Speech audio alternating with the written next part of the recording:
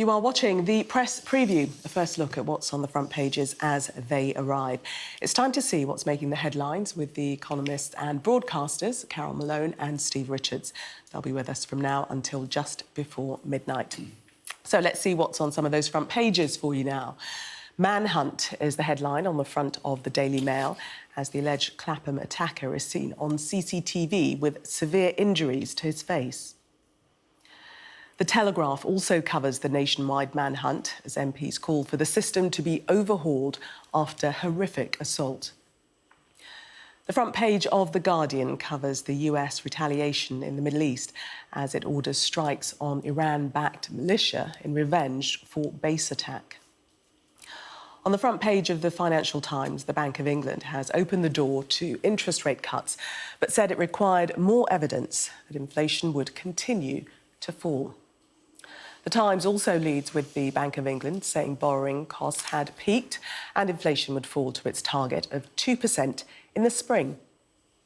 The Eye leads with a story on a stealth tax that will drag millions into higher rates of income taxation, and the Chancellor cannot fully reverse it.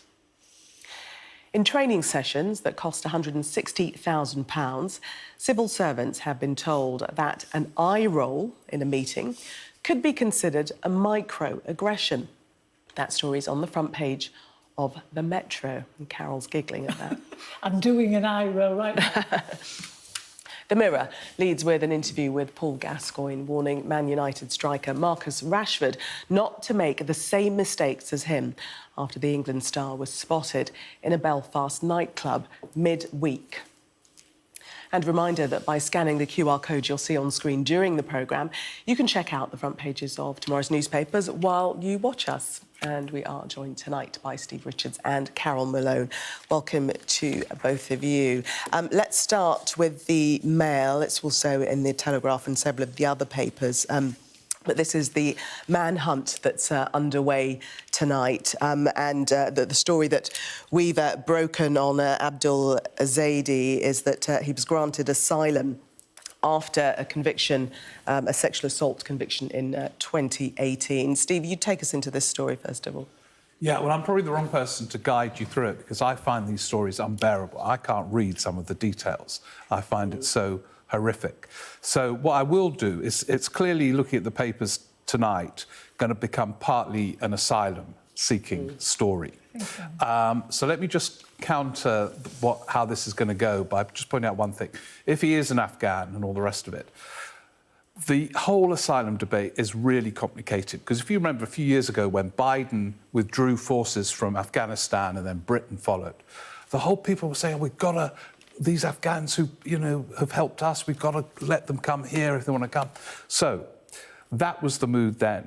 Now, following this horror, there's going to be a different mood. But that's why it's so complicated, and I can see that's going to become part of the story. There should be a different mood after this. This is a guy who was twice turned down for asylum when he first came here, and there was probably very good reason for that, which is not documented here. But even when he came here, he was in Newcastle, and he was convicted of a sexual assault in Newcastle, and he's gone on to do this. And let's go back to what he actually did. I mean, this is. It's an obscenity. This is gender terrorism. The alleged offences. The alleged offence, OK. But, this really is gender terrorism. This is a violence that is, for 200 years, has been perpetrated by men upon women. It's not meant to kill them. It's meant to humiliate, disfigure, harm them for life. It's meant to blind them. And guys do this, they do this with the intention of doing all of that. Now, this story, I mean, how this happens in the middle of Clapham, I do not know, where, they're in a car, they get out, they're actually scrapping in the street. He's going for her in the street. At some point, this alkaline is thrown. And I was saying to Steve earlier, I had to look up what an alkaline corrosive was. And it sounds like it's the stuff you can buy in supermarkets or shops. You clean radiators with it, you clean drains with it. It's the stuff that's easily available anyway. So at some point, he throws this, and he throws it at the lady who is screaming that she can't see. This stuff can blind people. It may well have blinded her. It hit his 8-year-old child. He then drags his baby out of the car, bangs the baby on the ground. This has been seen by witnesses and whatever. He also, at some point, gets back in the car and tries to run her over as well. You know, we can't be having this in the streets of this country. And if this, we're looking at the footage now. If it becomes a question about asylum, good, because, you know, we have to have the right to deport criminals. This guy is a criminal. He came here illegally. He was eventually granted asylum because he convinced a priest to vouch for him that he'd become a Christian and a good man. He's clearly not a good man. And if he's found to be guilty of this, which it's looking now and say we can see what's going on, he should be got rid of. I mean, there's no question. We can't have blokes in this country who think that's an OK thing to do to women. But obviously, at this moment, it's an alleged crime, and he hasn't been tried or convicted of this. I just wonder if either of you think that the asylum seeker detail is a bit of a red herring. This is a heinous crime. It's heinous. And if it was committed by anybody, it would be. So that's what the Does point. it matter that it might be an asylum seeker? You can see how this story is going to go. It's going to kind of, well, not reignite because it's alive, the whole asylum debate and how you, in inverted commas, control the borders and so on. Whereas, as actually Carole has said, you know, there are blokes from anywhere capable of these horrors. So the degree to which you extrapolate from this a crisis over asylum, it is a huge, huge leap to make. And as I said, the mood in Britain a few years ago over Afghanistan was, oh, yeah, we need to let some of these people in, or else they're going to get killed in Afghanistan as America and Britain leaves.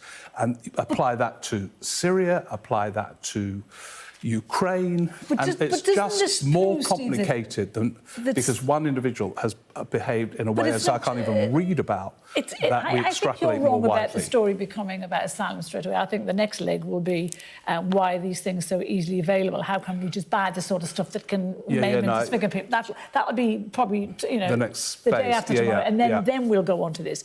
But, you know, you're right, and a lot of Afghans were fleeing war and terror and persecution and all the rest of it.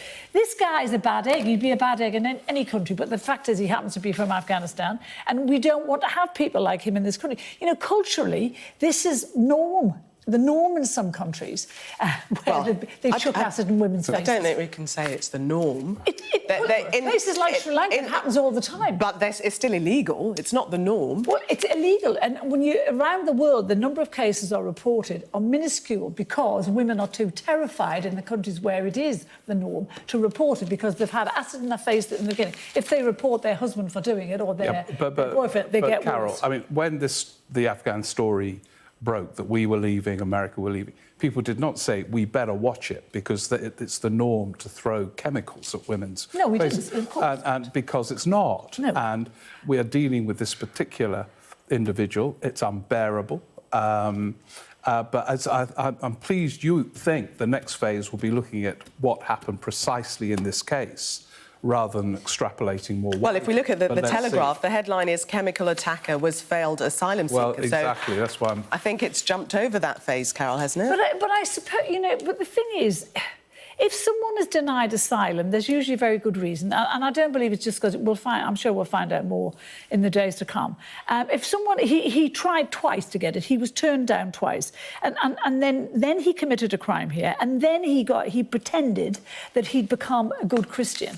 But you know, there are some people who culturally will never fit into this country, and men who abuse women in this way. When I say it's the norm in some countries, men can get away with this kind of abuse without being, you know, it might be illegal, but they're not going to be arrested by the police and chucked into a jail cell. It's just not going to happen. So I just think this is what we should be looking at, you know, whether, you know, people like him fit in here. I don't think they do. You know, when you have this kind of disrespect for women, no respect whatsoever, you know, and you think it's OK to name them and blind them. But if he wasn't an asylum seeker, I'd still what say would you be saying? I would say chuck him in a jail cell and chuck away the key. And do you know that the maximum penalty for this is 11 years? So in this country, as it stands, no matter who you are or where you've come from, if you're a bit whatever, you get 11 years, and you'll probably be out after 4 or 5. That's what. Steve, what you're saying, though, Steve? I don't think anyone's arguing, Carole, that this guy does fit in here. I mean, everyone is horrified by this attack. Will we so be in able a to way, get I rid think of him, do you think? that there are, well. But if he were born and bred here, would Yes. you still say he doesn't fit in here? I would say he doesn't fit into a civilised society. Right. Chuck him in jail Which is- for a lot longer than 11 years. That's Which what is I'd the say. same. I mean, it's just to your point, Steve, that it is all going to be about his status now. In the Telegraph, we've got Sir John Hayes, former Home Office Minister, saying that he's going to be writing to James Cleverly to seek an urgent review of the asylum rules. This case provides an opportunity not only to review the criteria for granting asylum, but also for how we deal with those who are known criminals. Yeah, so you're right. We've already leapt over precisely what happened in this case. Rejected twice, accepted third time.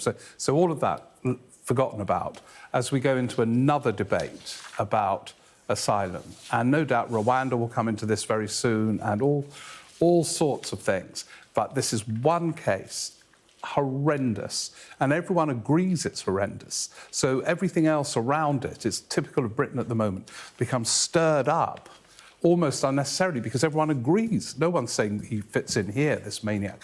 You know, but, as you note, immediately, day 2 of this story, and the headlines are about asylum, and it will generate... Maybe the real trouble will come is if he gets convicted of this and we're not able to deport him. That, I think, is when the real trouble will start, because that is a problem we have now. We cannot deport known criminals. We can't deport murderers. We can't deport rapists. So I think that's going to cause a huge problem if and when he's convicted. OK, let's just turn our attention. We've just got, I think, time probably just one more story before we go to the break. Let's have a look at the Financial Times. Take us into this story, Steve. This is the Bank of England setting the stage for rate cuts.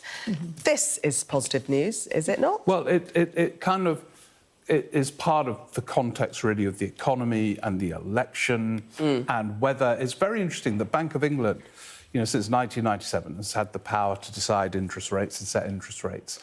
And ministers, of course, will ache for interest rate cuts and for inflation to fall, but it's not wholly in their power. The Bank of England is to decide, and evidently they want more evidence about inflation, which has been falling and falling substantially. But, you know, there are all kinds of things, you know, labour shortages, which mean wage rises, which could mean price rises. And so it's all in the balance, I think, at the moment. A lot of the financial analysts, you know, today were saying Bailey should have cut it by a quarter. It should have taken the rate to 5%.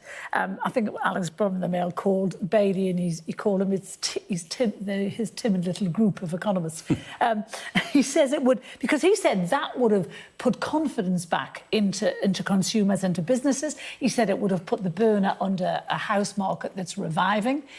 You know, we are doing, you know, when the UK is not in terribly bad shape, you know, where even the doom-mongering IMF are saying that we're going to have, you know, the growth, I think, the highest in the G7 in the next 2 years. So it would have actually just made everyone feel better. It would have made people saying, oh, God, you know, better times ahead. But there is Bailey. Again, he's always behind the curve. I mean, I don't know how this guy's still got a job.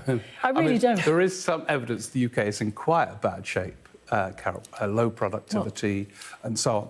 And I can understand the caution. I think they've called it wrong quite often, but I can understand at the moment things aren't at all clear about, you know, which way to move if you're running the Bank of England. If he holds them, because, I mean, I know a lot of the sources are saying he's talking about a cut the next time, but he's not actually said that. No. You know, he's just said things could happen in the world could fall in. So he's actually given himself a good excuse to get out of it if something happens. But, you know, if he keeps them static too long, surely that's going to take us into a recession if he keeps them. Could do. Yeah. Could do. And that is another problem. That doesn't give confidence in us, to, you know, to the rest of the world. Oh dear, we started off on a positive and now we've gone down. We've talked ourselves right down.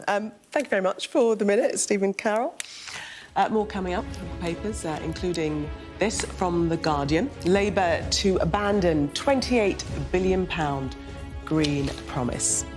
We'll be right back with more. Do stay with us if you can.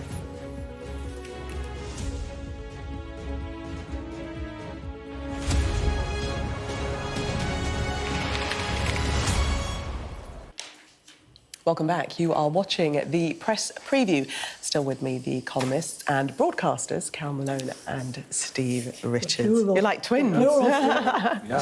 Let's have a look at this story in The Guardian. Let's do a bit of politics, shall we?